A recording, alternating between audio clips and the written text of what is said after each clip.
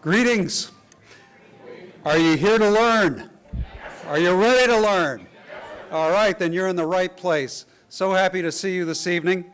And you've come, I think, to a very exciting program. We're launching our 2020 Common Ground Initiative with this program, and it's going to be a doozy. I'm Gleaves Whitney, and I am proud to direct the Hauenstein Center for Presidential Studies here at Grand Valley State University. And I'm just delighted to be a partner for this event with Jesse Bernal, Division of Inclusion and Equity. Jesse, let's please acknowledge Jesse back there in the back row. Yep, very good. For 4 years running now, Jesse and I have partnered for Martin Luther King Day events, and we have really enjoyed doing that because it gives us access to a different population that comes to these events. That's important to the Hauenstein Center. And Martin Luther King Jr., of course, such an important individual because he is often now considered the last founder of the American Revolution. Now, one of the things that we really enjoy doing at the Hauenstein Center is working with our students in the Cook Leadership Academy.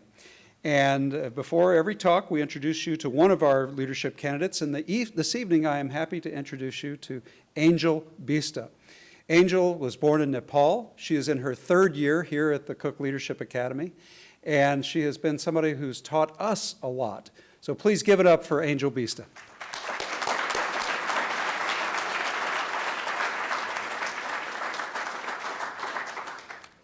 Good evening, everyone, and thank you, Gleaves. My name is Angel Vista, and I am a fellow candidate in the Cook Leadership Academy. When I applied for the Leadership Academy 4 years ago, at the age of 18, I had a clear idea of what leadership meant to me. It was inherently political. I thought of leaders as governors, senators, presidents. Leadership and government, in my mind, were synonymous. A lot has changed since 2016. I have learned that we cannot always look to the government for leadership, that in times of moral crisis, it is our civic leaders, involved and motivated community members, who do the unrecognized foundational work of moving our society forward. I've seen that work firsthand here at the Hauenstein Center, with their mission to revive civic engagement in West Michigan, to bridge the gap between students and the community that surrounds us. Events like this one have given me a renewed sense of purpose in the past 4 years, changed the way I view leadership in every sense of the word. Leadership now looks to me like the community members here today, who come here in rain, shine, or snow to engage in the civil discourse that keeps our democracy alive. To remember, with events such as this one, the legacy of civic leadership that has kept our country on that continual arc towards justice and unity. I stand before you today, nothing more than a student, an impassioned civilian, and a proud member of this community. I am Angel Vista, and I am a leader. Thank you.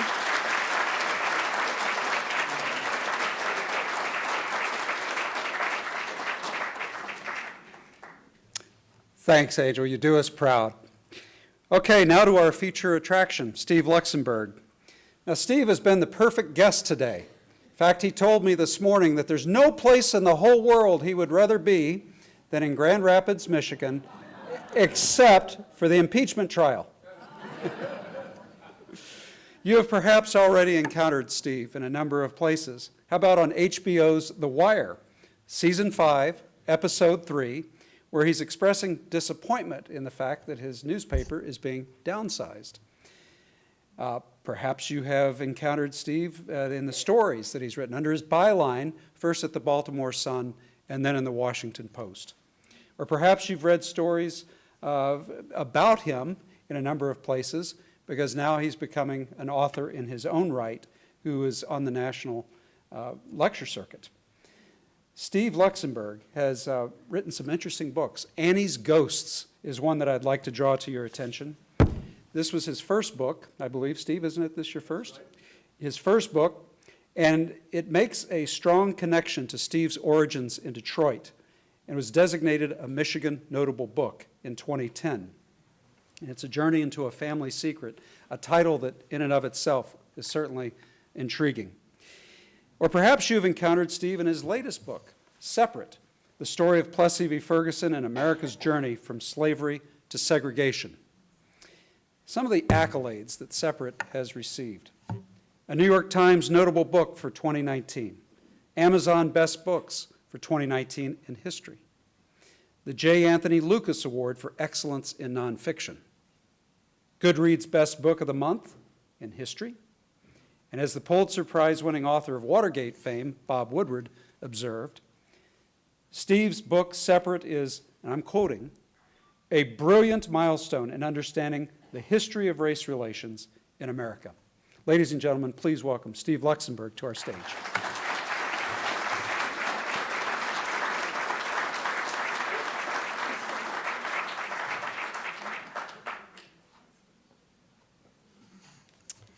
I want to give another hand to Angel.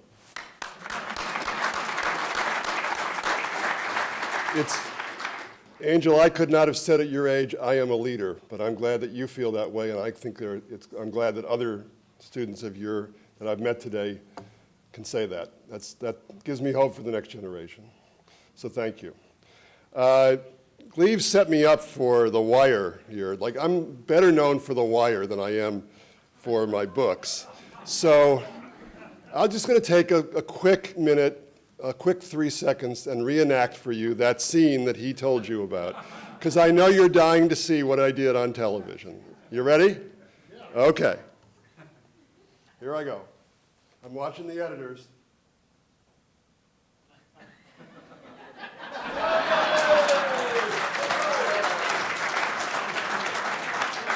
Actually, a better story is that because the creator of The Wire was somebody I hired as a young reporter at the Baltimore Sun, he bestowed me the honor of naming one of the characters in The Wire with my name.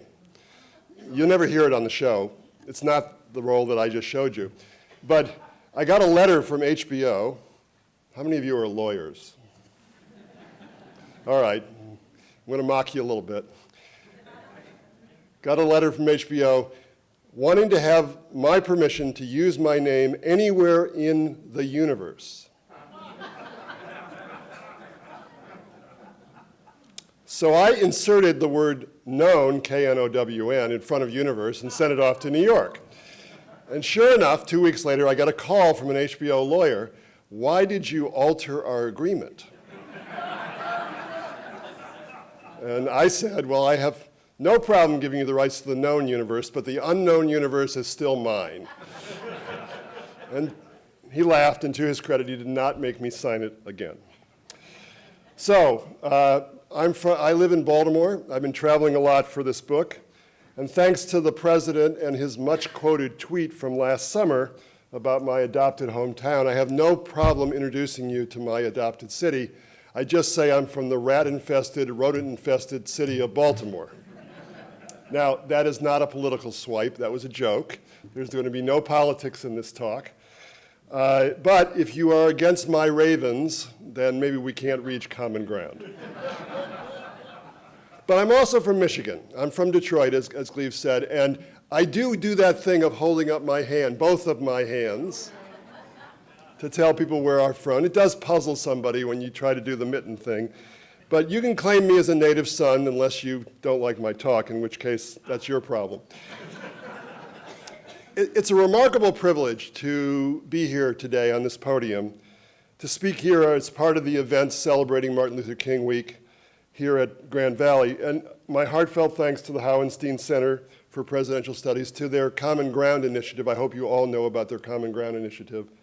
To the university's Division of Inclusion and Equity for hosting me today. Now, I'm much more comfortable being where you guys are and listening and asking questions. I'm not a constitutional law scholar. I'm not a legal historian. I'm a storyteller. All right, a storyteller with 70 pages of endnotes, so I have some academic cred, I hope. But when I graduated from college, I looked at my credentials, realized I had none, and so I went into a field that required no credentials, which is journalism. Yeah, right, I know that you're going to laugh at that line. So recently I was asked to give a talk to a group of US senators about Separate, and one of the organizers offered me a warning. He said, be prepared, sometimes the senators feel like they can interrupt and ask a question. So if that were to happen, I told them, I know what to say because I've been watching the impeachment hearings. I say, I yield my time back to the honorable senator. You won't have to wait long to ask your questions. I'm going to talk for about 25 or 30 minutes, and then we can take your questions for what I hope is going to be not only a healthy discussion, but do not feel that you have to ask a question. This is the opposite of what some people say. Feel free to make a comment. Feel free to talk about race in your own lives. Feel free to talk about how you and your children, or if you're a child and you have a parent, how race affects you in your life. So it honestly does feel strange here today to be talking about this book rooted so firmly in the 19th century when the 21st century is making history right now in Washington. Turn on any news show, sooner or later you're going to hear someone say, "We have never been more divided." It's an easy narrative, but not an accurate one. Our divisions today are real, no question. We should not minimize them. But never more divided? It's a narrative that we like, that is rarely challenged, and which distorts our collective memory, our American memory. Let's talk about that this evening. Think back to a country that saw one state after another, 11 in all, secede from the Union. Now that was a country more divided. Think back to a country riven by a civil war, with thousands upon thousands fighting and dying on fields that were once family farms. Now that was a country more divided. Remember a country in which white people chose to enslave and then separate themselves from black people. Now that was a country more divided. Division is baked into our country's DNA. It was there in the infamous Compromise, the indefensible constitutional clause that counted those in bondage as 3/5 of a person. A compromise to give the southern states more political power. A compromise in direct conflict with another narrative, a foundational narrative in the Declaration of Independence that all men are created equal. The inspiring, powerful words of Thomas Jefferson, the Virginian who himself was a slave owner. How do we reconcile these competing narratives? Well, we can't. But we can recognize the contradiction. We can accept it. What we can't do, what we should not do, is ignore it. We once did that. Martin Luther King famously said, "The arc of the moral universe is long, but it bends toward justice." It's a hopeful phrase, but it's also a malleable one. People disagree about what he meant. But it has no meaning at all if we distort the past, if we choose only those memories that serve today's agendas or make us feel better. Race is our national conversation. We're either talking about it or we're avoiding talking about it. Right now, we're talking about it more than ever. Last month, at the remarkable Library of Congress, one of the country's truly great institutions, a new exhibit opened called Rosa Parks in Her Own Words. The National Museum of African American History in Washington remains a must-stop, as it was since its first opening days.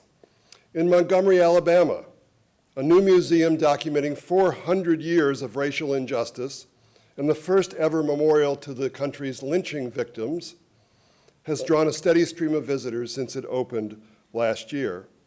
I went there. I listened. I saw. I heard. I watched. You should go there. Memorials like this are not just places to visit, though. They are part and parcel of our collective memory. As historian Gary Wills wrote in the Washington Post on the opening of the new FDR Memorial in 1997, what we choose to remember in stone tells us who we are or who we want to be. When we fight over the meaning of a statue of Robert E. Lee, or the displaying of the Confederate battle flag, or removing a slaveholder's name from a school, we are fighting over the way we remember the past as much as we are arguing about the present. So separate is my small contribution to our national conversation about race and racial injustice. I started working on the book in 2012, at the end of President Obama's first term in office. There have been discussion in the media, you might remember, of a post-racial America. That's not the way it felt to me at the time, living in Baltimore and working in Washington. Instead, I felt that after 40 years as a journalist, nearly 40 years of writing and editing stories in which race had been a central component, that I really did not understand our persistent racial divide. I looked at the statistics, at the continuing and persistent disparities in wealth, education, and job opportunities. I wanted to understand the origins of this, and that meant going back to the 19th century, to the beginning of racial separation, to the Plessy ruling. Now, Plessy is one of the most infamous Supreme Court cases, synonymous with separate but equal, but one that hardly anybody knows anything about. Understandably, I didn't know much about it before I started researching my book. Recently, I was at a relative's house in California. He's a retired history teacher. I happened to spot the textbook for his AP history course on the shelf. I pulled it off the shelf, 2 references to Plessy. One that said that it had happened in 1896 and it was separate but equal, and one more when the Supreme Court overturned it effectively in Brown versus Board of Education in 1954. That was it for our AP history course. Now, the judges and lawyers here, some of you raised your hands, you studied Plessy in law school, but that meant reading the majority ruling and the dissent. I doubt very much that you read the briefs. Anyway, if you had read the briefs, you wouldn't have learned much more. This is often the worst way to understand the backstory of these important Supreme Court cases. The ruling focused on the constitutional issues. It makes no mention of the people behind the case or their motivations in bringing it, or the circumstances they faced. It misleads as much as it explains. So what do we know? It was a 7-to-1 decision. One justice did not participate. It's synonymous with separate but equal. It's a case from somewhere in the South. But where? About what? Many people say schools. That's not right. If we had more time, I might play a game of Jeopardy with you, doing my best Alec Trebek imitation. Oh, okay, let's do one round. Plessy for 100. A committee of mixed-race New Orleanians were fighting this Louisiana law when it arranged for Homer Plessy to be arrested in June 1892. You notice how you write Jeopardy questions? You have to use the word "this" to point to the thing that you want people to pay attention to. You're not going to know. It's called the Separate Railroad Car Act, the Separate Car Act, which, and I'm quoting here, mandated equal but separate accommodations for white and colored passengers on trains in the state of Louisiana. Note that I said arranged for Plessy to be arrested. A show of hands. How many people here knew the case was an arranged arrest? Good for you. And if you knew, didn't use the bathroom, because that's why they're sitting in the back row. Yet online, do a search, and you will turn up many references to Homer Plessy being evicted forcibly from the train. This is one of those narratives that we also like. For some of us, part of our collective memory of racial injustices.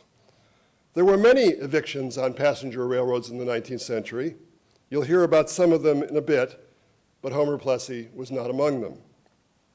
Why not? Oh, what the heck, we'll do one more round of Jeopardy. Sticking with the theme, here's the Daily Double.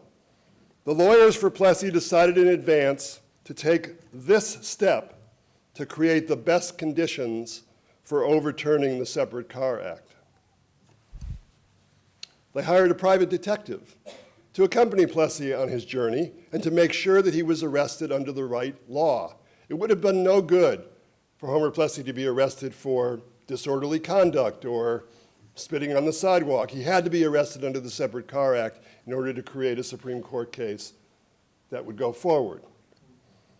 You can't challenge a law if that law isn't part of the arrest. Now, the Supreme Court didn't know either that it was an arranged arrest. Why not? Because the fact doesn't appear in the briefs. It isn't mentioned in the majority opinion or the dissent. It did not make it into our collective memory of the Plessy case. But it was thoroughly discussed in the letters between the lawyers for Plessy and the New Orleans committee who brought the case, and those letters survive. Another crucial point discussed in those letters. The lead lawyer, a man named Albion Tourgee, at the time the most famous white advocate for civil rights in the country in the 1890s, and I suspect that none of you know his name, Albion Tourgee wanted a volunteer who could pass for white. Why? Because he wanted to argue that such a law was unenforceable, especially in Louisiana, with its large mixed-race population, with every skin color across the spectrum. How, he later asked the court, is a conductor supposed to be able to tell a passenger's color or race without testimony, without evidence, without due process, a violation, he argued, of the very essence of the 14th Amendment. As separate is a double-stranded narrative. There are the many, many resistors to separation throughout the 19th century, the black men and women who bring their grievances to the courts. There are the people who argued and decided the case. They are all white. You can't have one without the other, as the old saying goes. Now, some years ago, I went to a talk by the famed historian Doris Kearns Goodwin. She happily told the crowd that she gets up every morning and just loves going back to the 19th century. She was then working on Team of Rivals, or talking about Team of Rivals, about Lincoln and his cabinet. She loves going back to the 19th century and spending every day with her characters. Lucky her. I didn't love all of my principal figures, but I was fascinated by them, by the arc of their lives. I learned something crucial about the way in which history is often written. Too often, writers of history follow what I call the seed theory of history. Simply put, we know the outcome, so let's go back and find in somebody's upbringing the evidence, the seeds of their background that explains their actions. But if you were to look at the backgrounds of the justice who wrote the majority decision, Henry Billings Brown, and the justice who wrote the ringing dissent that helped make him famous, you would reverse their roles. You would say that John Marshall Harlan, the dissenter of Kentucky, the Southerner, the slaveholder's son, the pro-slavery candidate for Congress in 1859, that he would have written the majority decision. And you would say that Justice Henry Billings Brown, from an abolitionist, anti-slavery neck of the woods in Massachusetts, who went to Detroit as a young man in 1859, became a federal judge, and later ended up on the court, that he would have been one of the dissenters. That contradiction is part of what motivated me to write this book. There's an essential tension, which writers love, a gift for any storyteller, in the roles of these two men. But more than that, I wanted to understand how these two men had arrived at their destinies. I followed what I call the evolutionary theory of history. What were the forces that shaped them? How had Harlan evolved from a defender of slavery to a clarion voice for equal rights for African Americans? Our history is littered with convenient narratives. I've told you of a few. We talk about the Jim Crow South as if the North had nothing to do with racial separation. But separation on public transportation was born in the North, not the South, at the dawn of the railroad age. By 1840 in Massachusetts, there were 8 passenger railroad lines. They didn't go very far, they didn't go very fast, but just as much as the cell phone, they were a technological marvel. We take railroads for granted now, if we take them at all. But if you were traveling on horseback or in a stagecoach, you were amazed to be on a train. There's nothing like a railroad car to throw together a mass of humanity without regard for social or economic status. Where do I sit? Where do I sit? 3 of those 8 railroads decided that the white and black passengers would not sit together. Separation was born. But why? There weren't very many African American passengers on those railroads in 1840. According to the Massachusetts census, the entire population of Massachusetts had fewer than 1% that was African American. But there was one frequent rider, a young man recently escaped from his enslaved conditions, in Maryland. His name in bondage was Frederick Bailey.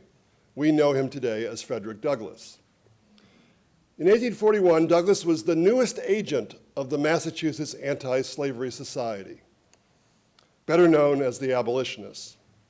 Their leader was William Lloyd Garrison, among the most radical advocates for the immediate abolition of slavery at the time. Garrison's band loved the new trains. Yes, they were noisy. They smelled of the fumes from the steam in the front of the engine. But they were luxurious compared to going to one of their night meetings at one of their chapters on either horseback or stagecoach, riding through the night in bad weather or worse. The abolitionists knew a good issue when they saw it, and racial separation was a gift. Frederick Douglass would ride the Eastern Railroad between Boston and Salem in the company of a white abolitionist. Confrontation was expected. Confrontation was inevitable. The railroad was so aware that Douglass and his companion would change, would do this, that it decided to just skip the stop where Douglass would get on. That didn't last long. The other passengers, the white passengers, told the railroad that they weren't happy that the railroad was no longer stopping in Lynn, Massachusetts. Douglass resisted the order to go to the Jim Crow car. He wrote about it in his autobiography, about the time it took 6 men to oust him, how he clung to his seat, grasping it so tightly that when the men lifted him up, the seat came with him right off of its bolts. Good story. As we say in the newsroom, too good to check.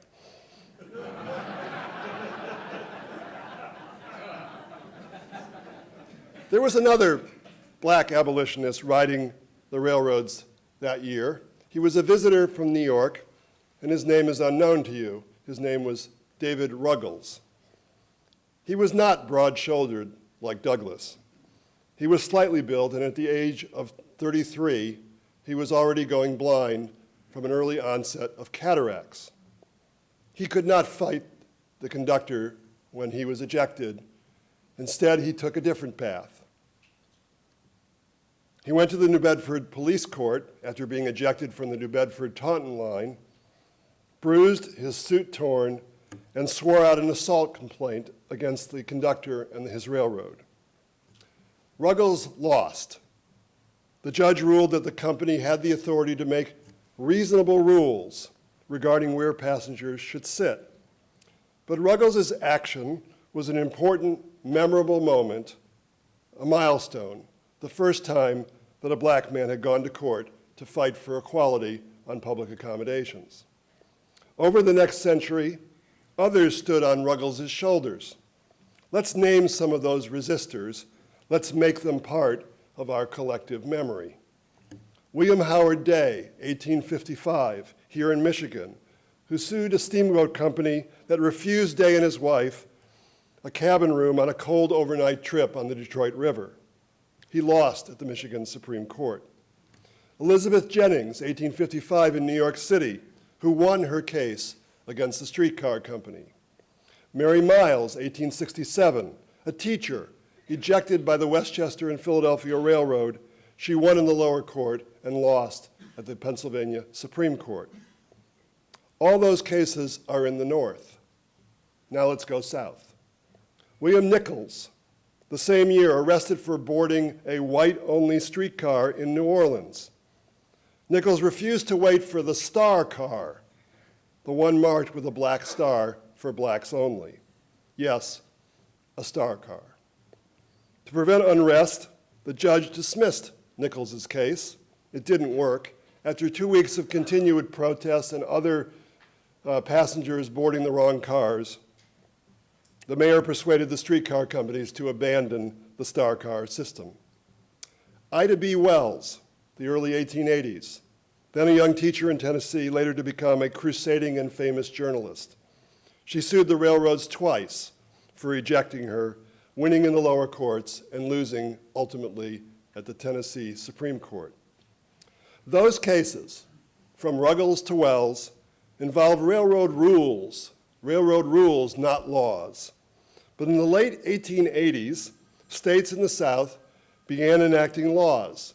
Florida, Mississippi, Texas, each a little different, but all with the same pernicious goal. The Louisiana law in 1890 was the first to make it a crime for a passenger to sit in the wrong car. Nearly a year ago, I gave a talk at the Massachusetts Historical Society. It's a special place for those who write about history, home to the papers of the Adams family, the family that includes 2 US presidents. Afterwards, as I was signing books, I noticed a young couple. They were lingering, wanting to talk, but they hadn't bought a book. They stayed on to the very end, the very last people to leave. They described themselves to me as college students at the University of Vermont, only in Boston for the weekend. They had happened by the Society's building, and they had seen an advertisement for the lecture, and they had come in to see what was going on. Finally, I said, "It would be a shame for you to leave without a book. I'm going to buy one for you." Well, the librarian of the Society came to my rescue and said that the Society would give them one as a gift. The young man then said to me, "Can I ask you a question? Why did you, as a white guy, write this book?" It's relevant here to take note of the couple and their skin color. The young man looked white. The young woman looked to be of mixed race. I said to him, "That's a great question. Why didn't you ask that during the Q&A?" And he smiled and pointed at his companion and said, "Because she told me not to." And I said, "That's one reason why I wrote the book, so that you can ask us such questions and we can have such conversation." But let me amplify my answer here. This isn't black history or white history. This is our history. We need to own our past to make progress for the future, to try to reach common ground, one of the Hauenstein's defining initiatives under the leadership of Gleaves Whitney. Since that snowy night in Boston, I've given more than 50 talks about Separate. It's been a gift. I've been given the opportunity to have conversations, many conversations, sometimes uncomfortable conversations, with whites and blacks in many places. In Massachusetts, in Michigan, New York and Pennsylvania, Connecticut, Vermont, Tennessee, Georgia, Louisiana, Kentucky, Florida, and California. Sifting through the comments and questions and discussions recently, I wrote down several stark examples of our racial divide. It's important to underline here that there is no such thing as a white view or a black view. Still, I heard versions of the following often enough that I thought they were worth repeating. Many whites will say, "I don't see race." Many African Americans say, "I don't have the luxury of not seeing race." Some whites will say when a police officer makes a mistake or worse in a confrontation with an African American citizen, "Well, the officer deserves a second chance. There's no history here of racial discrimination." And many African Americans will say, "When I was pushed up against the wall, I didn't get a second chance." Many whites will ask, "Why can't we focus on the progress that we're making?" And many African Americans will respond, "We haven't made enough progress. How can we move on when we haven't truly, fully, and honestly confronted the past?" For us, they say, for us, these African Americans say, this is not history. It's a continuing trauma. The stories of slavery, then peonage and convict labor, and Jim Crow and discrimination, segregation in schools and in jobs, these stories have been passed down through African American families for generations. Echoes of William Faulkner's famous words, "The past is never dead, it isn't even past." Different perspectives, different experiences, different memories of our racial history. As I was researching Separate, I set up a Google alert to bring me all things Plessy. Over the years, I saw many news stories that mentioned the Supreme Court decision.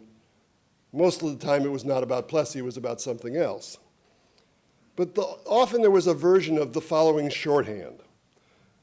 The Supreme Court created the doctrine of separate but equal in Plessy and made it the law of the land. I wince at that shorthand. Did the Supreme Court create separate but equal? No, the justices endorsed it, they sanctioned it, but the idea was born 50 years earlier in Massachusetts. And if it was a doctrine, wouldn't you expect that the word doctrine would appear in the majority decision? Not only does the word doctrine not appear, the words separate but equal don't appear in the majority decision. As for the law of the land, does the Supreme Court make laws? No, it interprets them. So it upheld the Louisiana Separate Car Act, saying that it was an exercise of the state's police powers to keep peace and order. They rejected the idea of the 14th and the 13th Amendments, which had been argued by the Plessy team. But for separate but equal to become the law of the land, 49 other states had to enact legislation to make it so. Now you might say, come on, Steve, you're just parsing words here. Well, here's why those words matter to me. It lays the blame for Jim Crow at the feet of those 7 justices who ruled against Plessy. That's just one more convenient narrative. It's not the Supreme Court's fault alone. It's the shame of the North, it's the shame of the South, it's the shame of us all. It's appropriate, I think, to close with a quote from Dr. King, whose birthday we are celebrating this week. I use it in Separate, even though it takes place long after my story, as an epigraph. I'm going to read it to you, and then I'd like to open for questions and dialogue, which Gleaves is going to lead. Here's what Dr. King said in 1957 at the Highlander Folk School in Tennessee. Men hate each other because they fear each other. They fear each other because they don't know each other. They don't know each other because they can't communicate with each other, and they can't communicate with each other because they are separated from each other. Thanks for listening.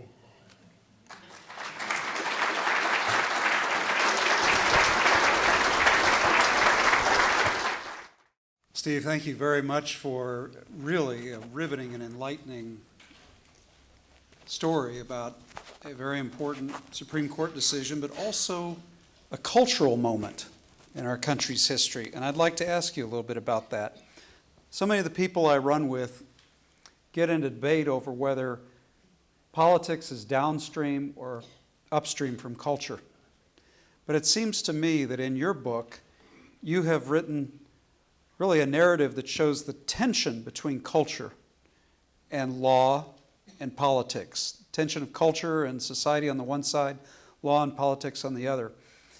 How would you describe this tension in American history? Is one downstream from the other, or is the tension always there and we have to tease it out because you have to change the culture at the same time you're changing the law? Well, I think that it's important to think about, so who are the interpreters of our laws, which is the Supreme Court? Are they followers or leaders? The more that the politics of the country are distanced from its population, the more trouble we have. In the 19th century, people thought that it was a duty to serve in public office and not to serve for very long. And they didn't think about term limits. That's a late 20th century concept. But Henry Billings Brown's father serves one term in the Connecticut legislature. He was not a politician. He was just a guy doing his duty to participate in public life.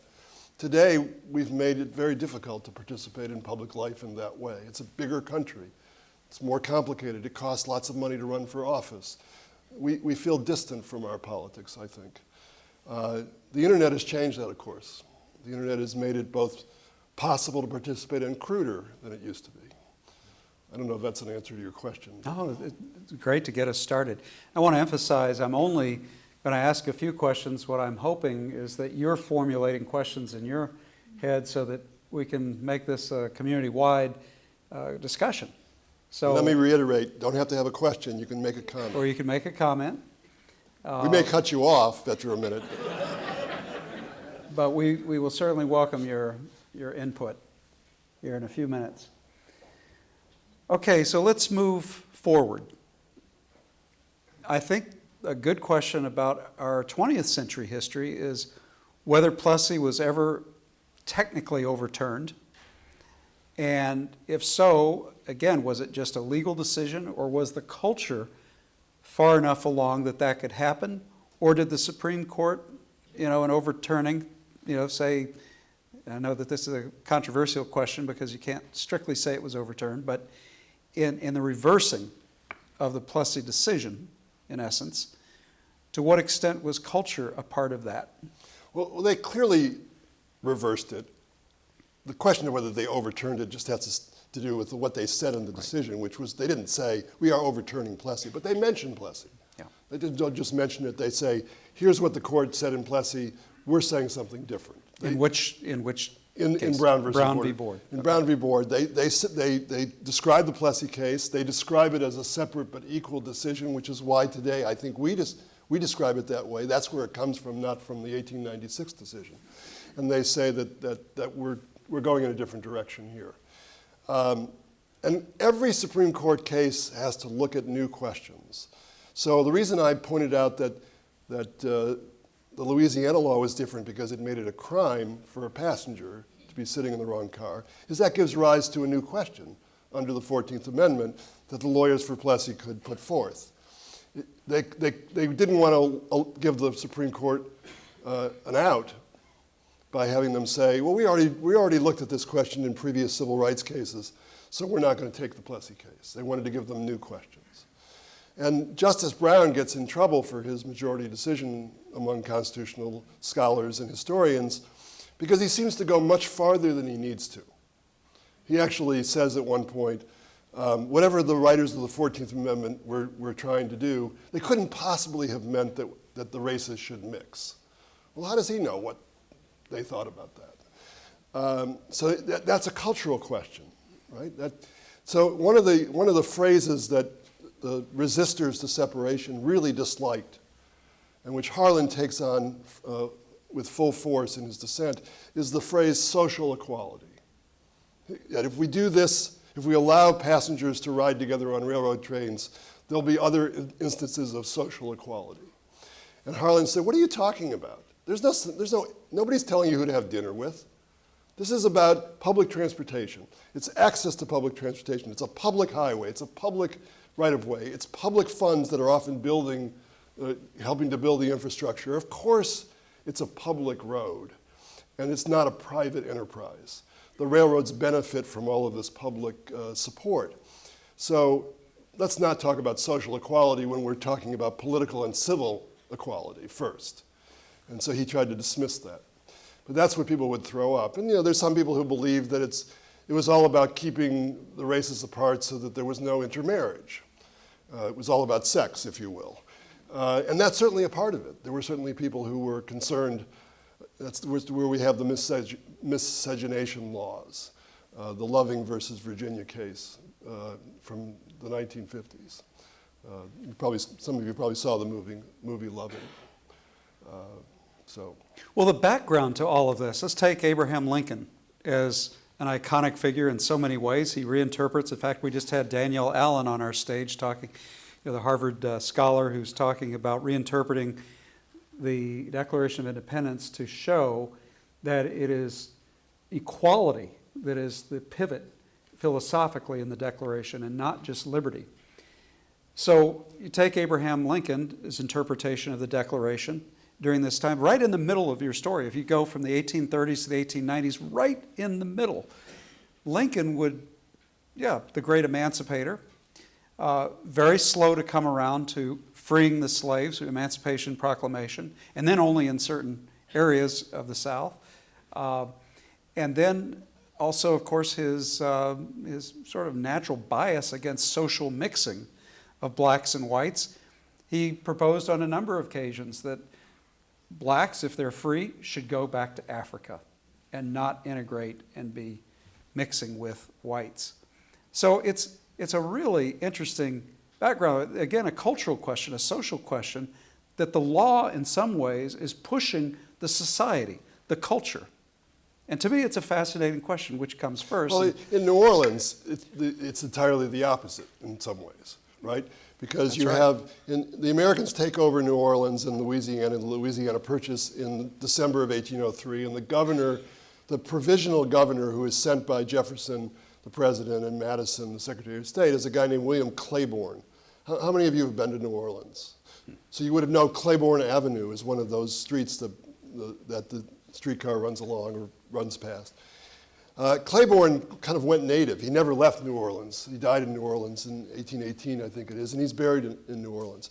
And he arrives, and the culture, to use your word, the culture that he finds is that there are 6,000 free people of color, 6,000, who had been freed under the Spanish and French. Most of them, it's starting with military service. If you serve the French in the French and Indian Wars, they give you your freedom, and then, of course, you have more generations. 6,000 by 1803.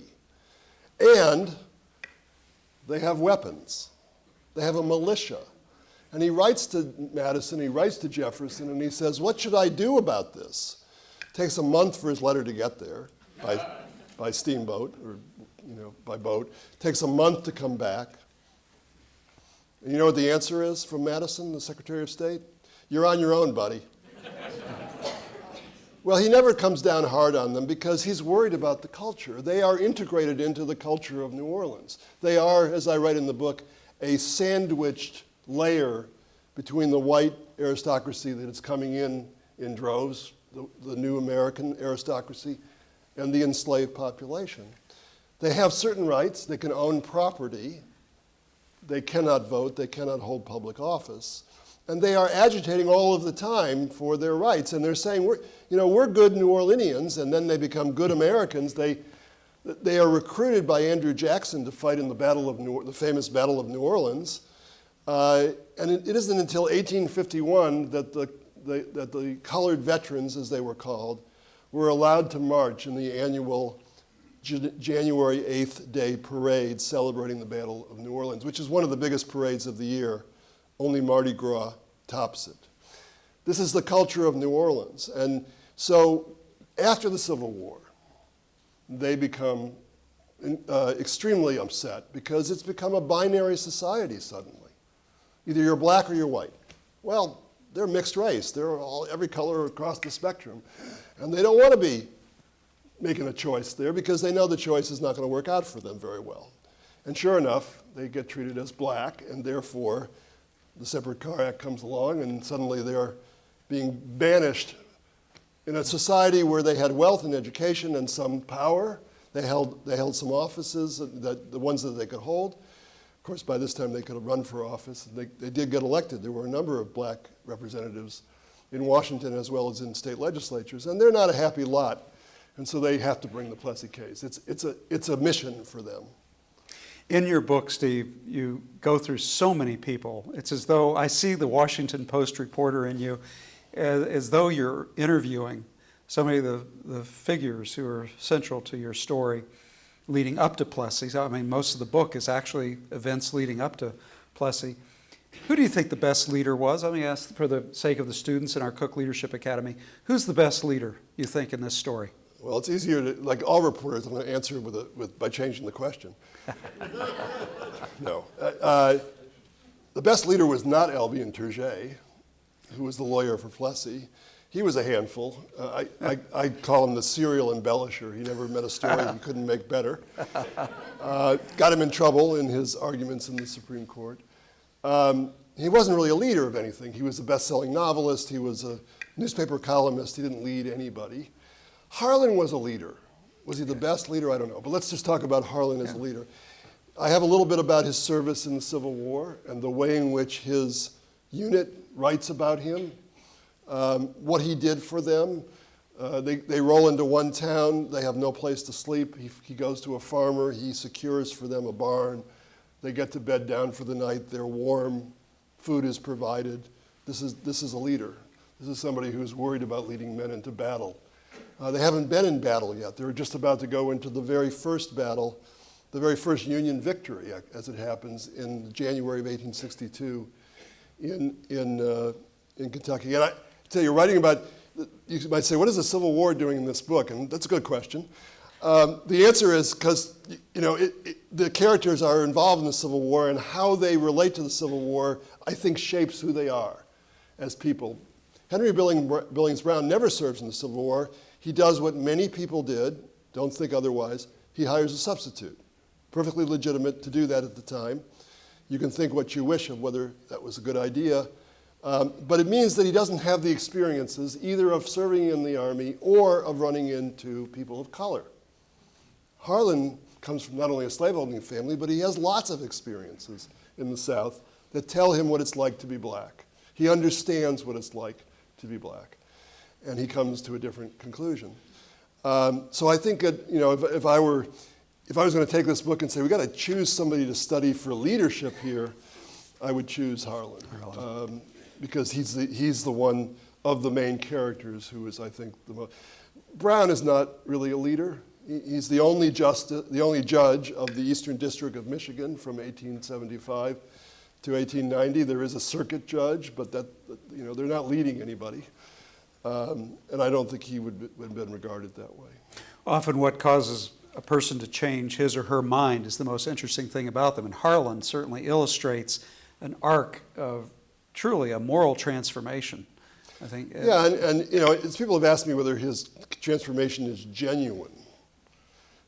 Like, what do you mean, is it genuine? Would you like to be the only dissenter amidst a room of Supreme Court justices arguing for equal rights? That's certainly not easy to do. But he was committed to it. Now, he wasn't a perfect guy. He certainly had prejudice against the Chinese, which he makes clear in the Plessy decision if you read it. But maybe we should probably open the floor here. Okay, Grace and Jacob, come on down. We have microphones. We've got people who, okay. Start with you. Just a question of a detail in the story that has eluded me so far, and that is you talked about the arrangement for Plessy to get arrested. In Griswold v. Connecticut, which is much later and established the right to privacy, that was an arrangement too, but it was an arrangement between the person who was arrested, who was selling contraceptives, and the police who arrested him.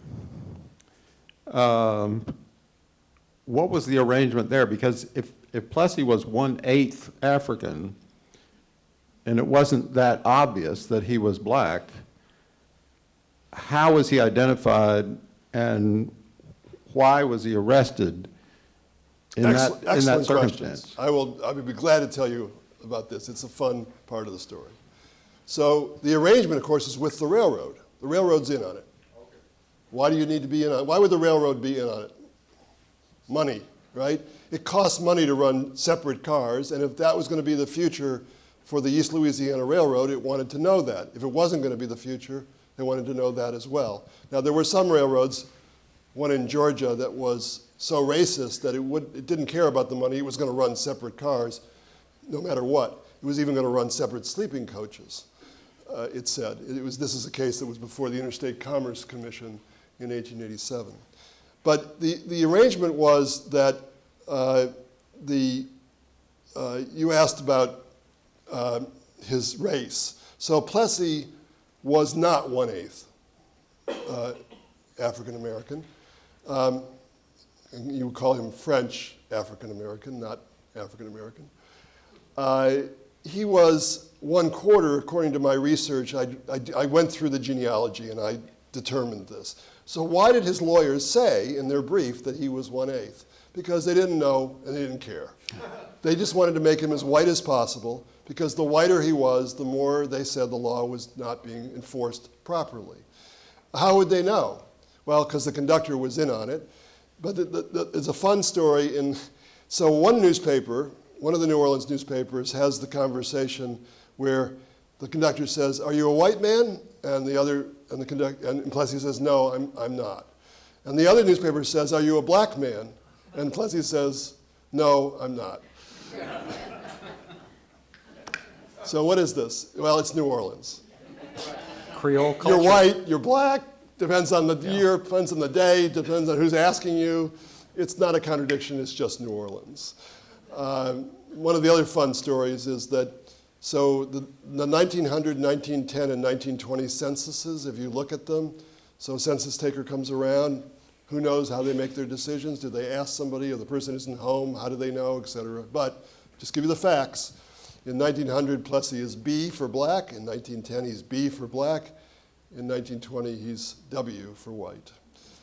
This would have delighted Tourgee, who argued that there was no way to reconcile any of these things across the racial spectrum. So the racial confusion from those facts would have been delightful to Tourgee. I think we have a question over here.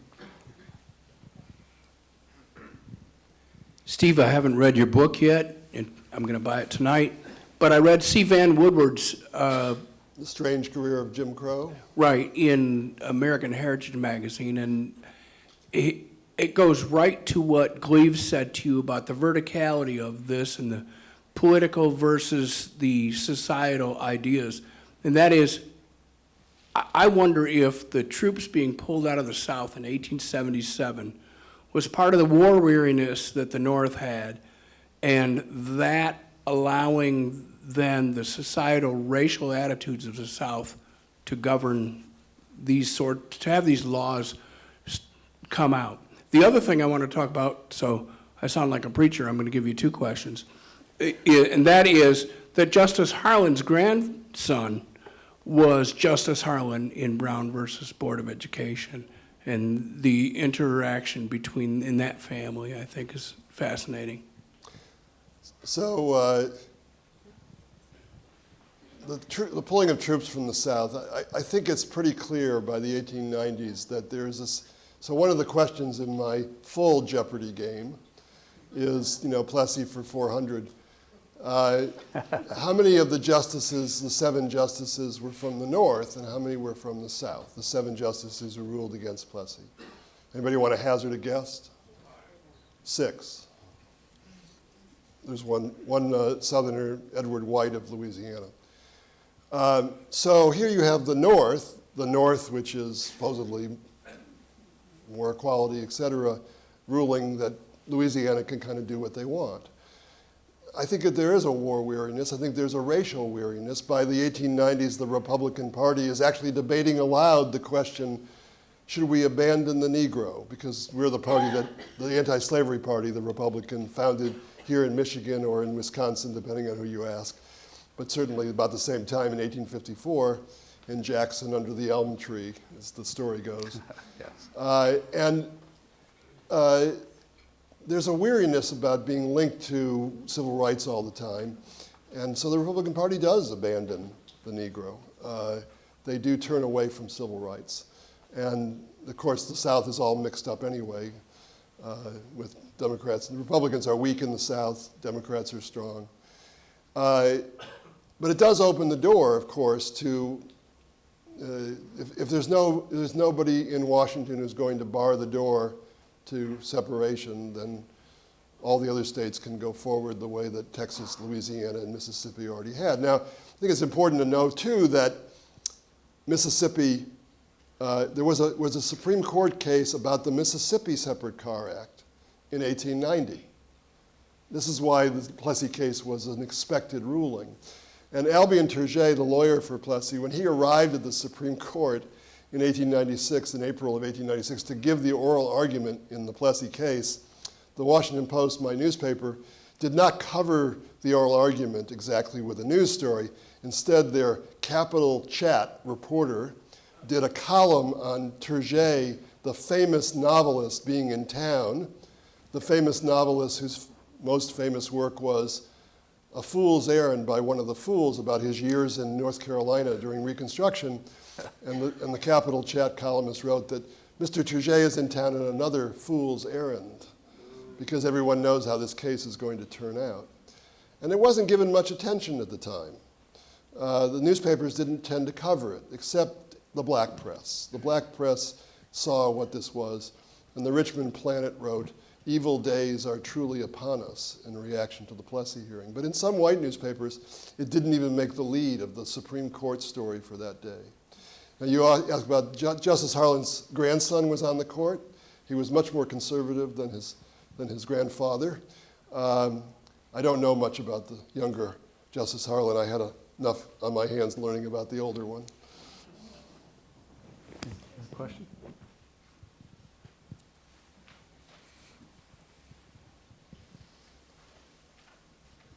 Did the court consider equal as self-evident and provide no interpretation or delineation of the term?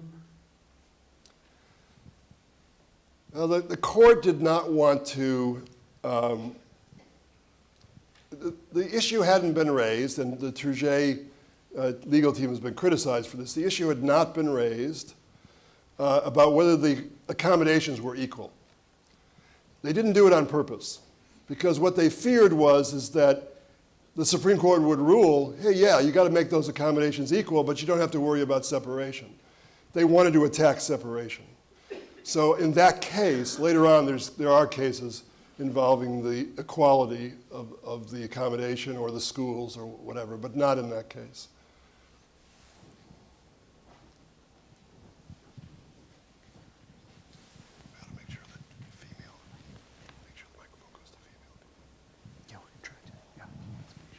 You talked about the differences between, I think it was Justice Brown and Justice Harlan.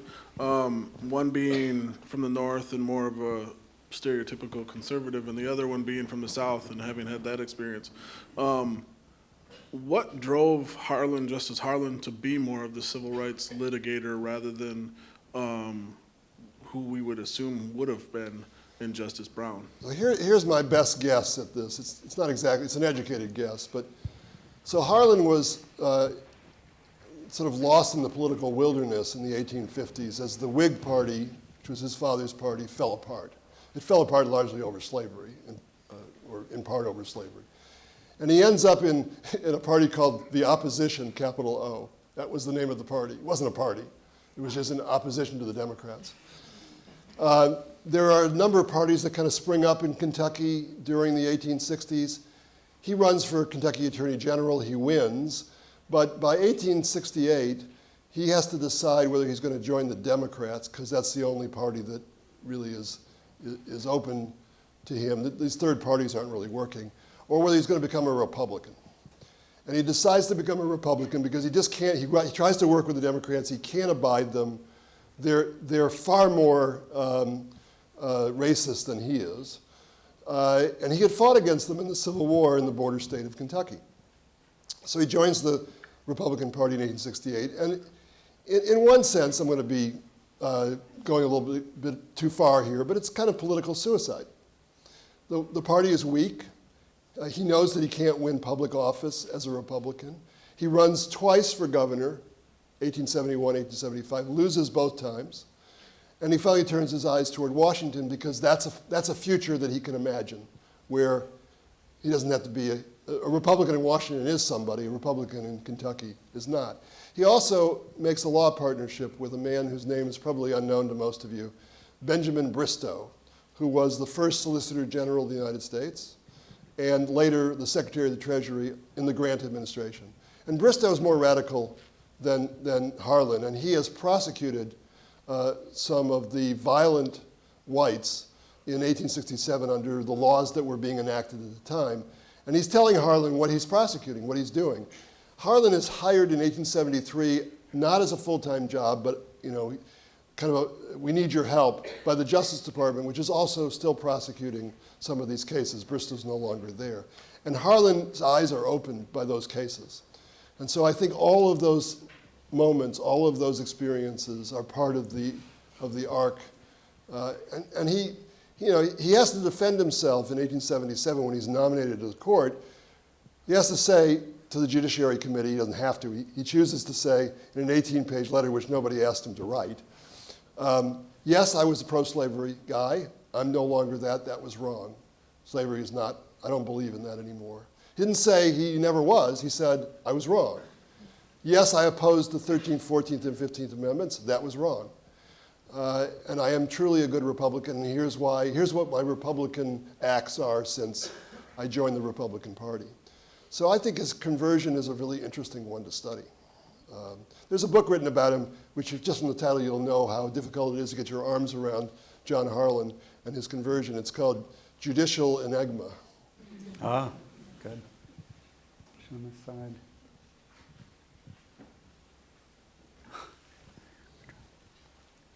Hi. So I'm approaching this question given the fact that you sort of categorized yourself more as a historian than per se a race historian or a historian over Plessy versus Ferguson. And you also started your speech with race is the current conversation. So I'm curious if we could replace that with class is the current conversation and not lose any bit of accuracy, as it seems that from personal experience, class struggle often educates racial struggle. So I'm curious where you think like the current line in the conversation might be between race and class. Well, both are important. The class struggle has certainly been a well-plumbed area of political science and history and economics, the Marxist approach to history. And I would say that we need to understand how class plays in the economics of people's opportunity. Is there denial because of class? You know, the Brits like to say everything is about class. The Americans like to say nothing is about class. There's some middle ground there, I think. One more question. One more only? Oh, we might be able to obtain more than one. We need to have more students. Students. We need a diversity of opinions We need here. diversity. That's right. Inclusion and equity. My question has to do with the Supreme Court decision that your book is about, and then the one that reversed it in the 50s, and then what's currently going on right now, with the Senate being pretty much focused on just getting judges through. And I've been listening to other historians, and they say that one of the reasons why the current administration is so interested in that is because of Brown and Plessy, and back to your original comment, which is the cultural turns that these Supreme Court cases take. So if you could just comment on that a little bit about how it does make a difference to the culture. And I think, well, that's at least what some historians are saying is why they're so serious about making sure that the people that are in these judgeships, whether they're at the Supreme Court or all the way down the line at the federal level, are people of their ideological brand. So the ideological nominations to the federal judiciary is a relatively recent phenomenon.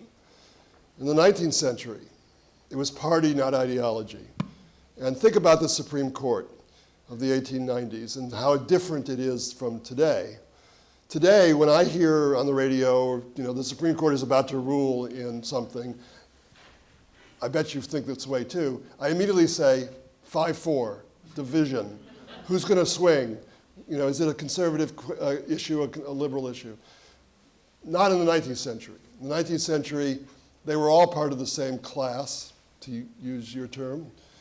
They were all white men. They didn't have names like Kagan and Sotomayor and Ginsburg. And they all believed strongly in property rights. And so if you were a lawyer arguing a case in the late 19th century, you better come up with a good property rights argument, which Tourgee does in Plessy. They don't buy it, but he comes up with one. The ideological change in the court, here's what I want to focus your attention on, which is that the Supreme Court, you probably noticed, has no police force.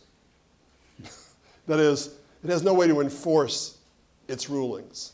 It has to have the understanding, the agreement, the legitimacy among the American population to do its job. That's, I think, what's at risk if you have a completely ideological court, is that public support. Because there's going to be people who want to have conservatives, there are going to be people who want to have liberals. But there's a lot of people who don't identify with either, and they wonder whether the Supreme Court is doing the job the way it ought to be done. There's always resistance to any major momentous decision by the Supreme Court. There is always resistance. So today, you mentioned Brown. We think of Brown and we think 1954, and everything changed after that. And I try to remind people that, yeah, everything changed. Orville Faubus of Arkansas and George Wallace of Alabama stood in the schoolhouse doorways and said, over my dead body are we going to desegregate these schools. There is always resistance. There was resistance to the Obergeld ruling on same-sex marriage. There is resistance. The Colorado cake baking case is not unique. It's not alone. There are other cases that are in human rights commissions and lower courts and working their way toward the Supreme Court. That's to be expected, I think, in a country that values the rough and tumble nature of freedom and democracy. You're not going to get total agreement on the Supreme Court just because the Supreme Court says so. And that's a good thing. It's a good thing as long as we don't undermine the court's legitimacy and say that, well, they're just doing that ideologically. It's not about the law. It's not about what the Congress said. And I think the Supreme Court knows this very well. I think John Roberts knows this very well. I don't know if that answers your question, but that's my attempt to give some context to what the Supreme Court is all about. One more question? We have somebody back there. Jacob, last question.